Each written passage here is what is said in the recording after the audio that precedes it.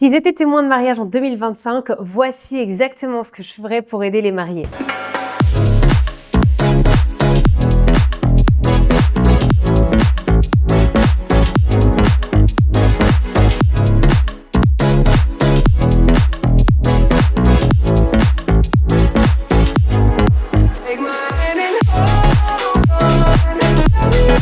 Hello, bonjour et bienvenue dans cette nouvelle vidéo. Trop contente de vous retrouver, surtout pour cette thématique. Je vais vous raconter pourquoi j'avais envie de vous faire cette vidéo. En fait, j'ai une amie à qui on l'a demandé en témoin. Donc, elle va être témoin cette année-là et elle a été en panique. Elle m'a envoyé un message, elle m'a dit « Marine, je sais que toi, t'es la pro, t'organises des mariages tous les jours. J'ai besoin de ton aide, je vais être témoin de mariage pour la première fois. Je suis jamais allée à un mariage de ma vie. Je sais pas du tout ce que la mariée attend de moi. Je sais pas s'il faut juste que je signe des papiers le jour J ou est-ce que mon rôle y va plus loin. Est-ce que je dois aider la mariée avant? Si oui, comment? » Elle me dit « J'ai vraiment envie de prendre mon rôle à cœur, mais pour autant, j'habite loin aussi de la mariée qui organise son mariage. » Donc, voilà, elle était un peu perdue et je me suis dit que des messages comme ça, en fait, j'en reçois tout le temps. J'ai beaucoup de témoins, demoiselles, garçons d'honneur qui me suivent sur Instagram. Je vous mets mon Instagram juste là. Si vous m'avez pas encore rejoint, il y a des conseils vraiment tous les jours. Bref, et j'ai beaucoup de témoins qui rejoignent Instagram pour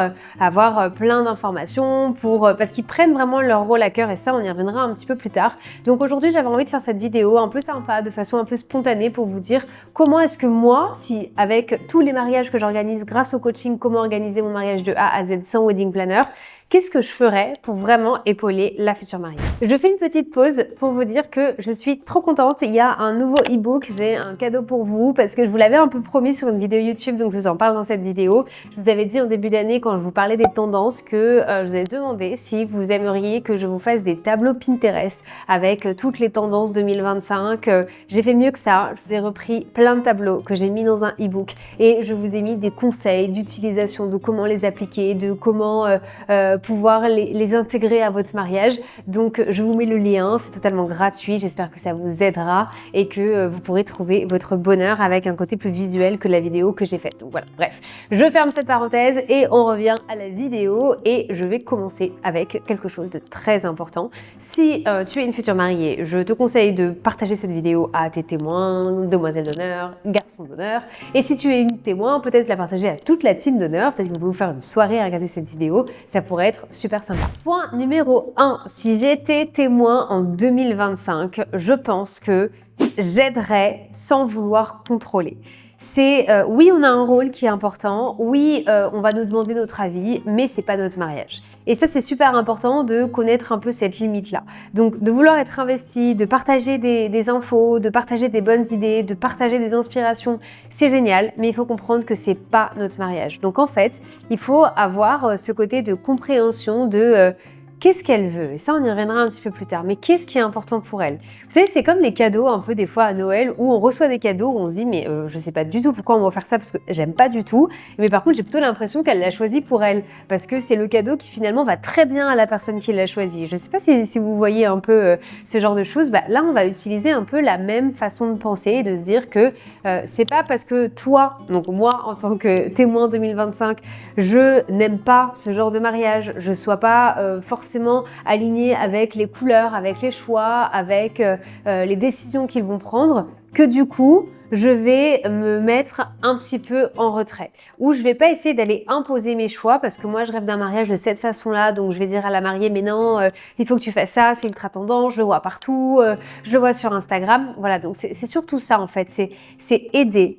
C'est aider de façon sincère parce que quand on est témoin, c'est souvent qu'on connaît très bien la personne qui va se marier et c'est le faire pour elle en fait et se dire, je la connais tellement, je sais que ça lui colle à la peau, donc même si c'est pas mon style, je vais y aller et je suis pas là pour contrôler, je suis pas là pour prendre des décisions, je suis pas là pour lui dire que c'est pas bien, je suis là pour l'épauler. Donc épauler mais pas contrôler, c'est la première des choses que moi je ferai en tant que témoin ou du moins que j'essaierai de faire parce que avec tous les rendez-vous que j'ai des mariés du coaching tous les jours, vous vous rendez bien compte que j'ai plein de retours, j'ai plein de feedback et c'est vrai que des fois il y a ce côté où les mariés me disent on a l'impression qu'on fait pas bien parce que quand on voit nos témoins, des fois ils nous disent ça, ils nous disent qu'il faudrait faire ça, mais en fait il y a personne qui a la bonne réponse, on a tous la bonne réponse quand il s'agit de notre mariage. Donc voilà pour le premier point. Deuxième point, je passerai un premier temps à bien discuter avec la mariée.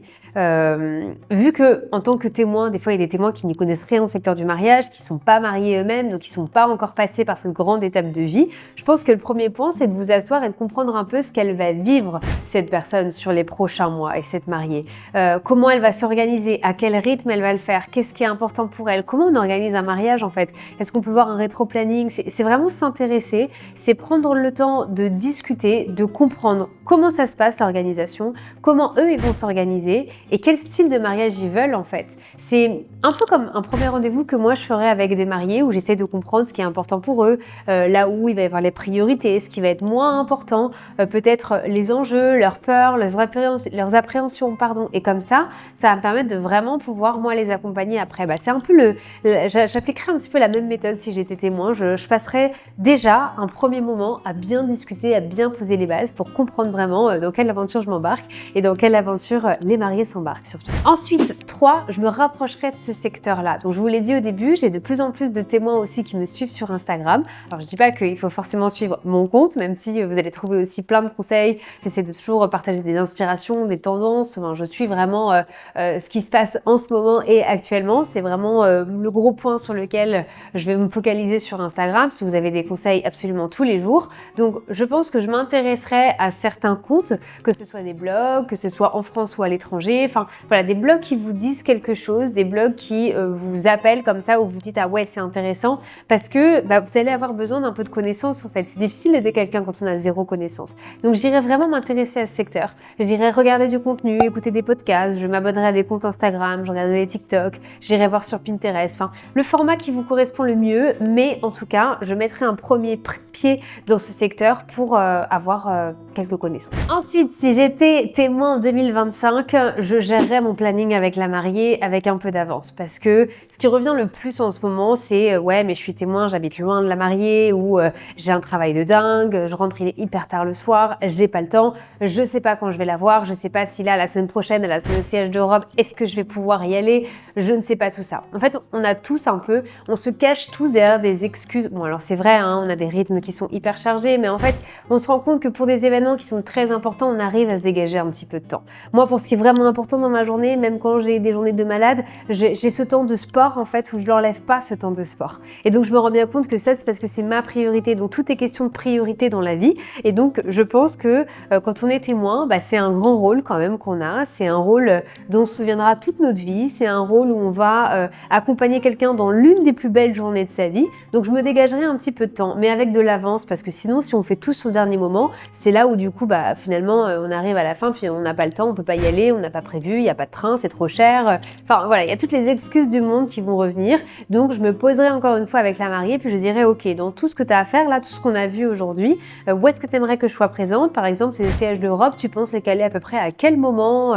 Moi quand je fais les rétro-planning avec mes mariés, ils savent exactement en fait à quel moment il va y avoir les essayages. Donc c'est quelque chose qu'on peut facilement anticiper et ce serait pas mal de le voir avant, comme ça vous êtes sûr que vous bloquez aussi certains moments dans votre agenda. Donc là je parle de rendez-vous avec les prestataires, mais il y a peut-être des points aussi qui vont être faits entre vous. Ça dépendra de votre organisation, ça peut être une autre vidéo et c'est tout un accompagnement, parce que dans le coaching, je vous rappelle que j'accompagne aussi les proches, hein. J'ai souvent des proches en rendez-vous avec les mariés et c'est super sympa parce que comme ça tout le monde comprend vraiment son rôle. Et enfin, je pense que mon plus grand rôle, et c'est celui que j'applique moi le plus en tant que coach, donc ce serait pas difficile pour moi de l'appliquer en tant que témoin en 2025, c'est de comprendre que mon rôle c'est d'apaiser et c'est pas de stresser encore plus, parce que moi quand j'ai des mariés qui arrivent en rendez-vous, même quand je me rends compte qu'ils sont en retard sur plein de choses, si je les stresse encore plus, on va pas avancer, ils vont sortir encore plus stressés, puis du coup on va pas du tout avancer.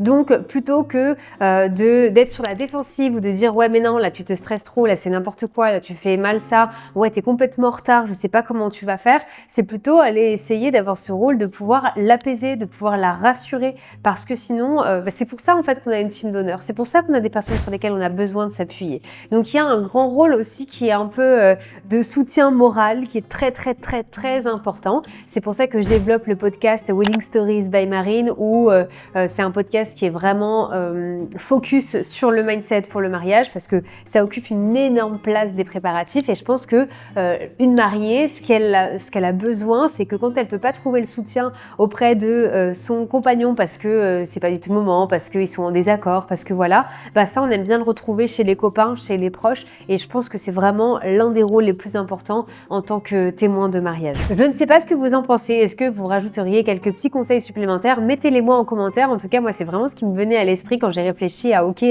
pour donner des conseils là à cette copine qui me disait ça, moi, qu'est-ce que je ferais si j'étais mariée en 2025? Donc, je vous ai fait un petit peu, vraiment un cœur ouvert, hein. Je vous l'ai fait comme ça, cette vidéo. C'est un petit peu les conseils que je pense que j'appliquerais, en tout cas que j'aimerais. J'aimerais être ce genre de témoin aussi. Donc, posez-vous cette question. Quel genre de témoin vous aimeriez être? Et puis, si jamais tu es une future mariée, quel genre de témoin tu voudrais avoir? Et c'est aussi comme ça que tu vas réussir à trouver qui sont les personnes les plus adaptées pour tout ça dans ton entourage. Voilà. En tout cas, encore mille merci d'avoir suivi cette vidéo jusqu'à la fin. Je remets toutes les informations dans ma description, que ce soit ce premier e-book gratuit ou le coaching Comment organiser mon mariage de A à Z sans wedding planner. Et déjà trop hâte de te retrouver la semaine prochaine.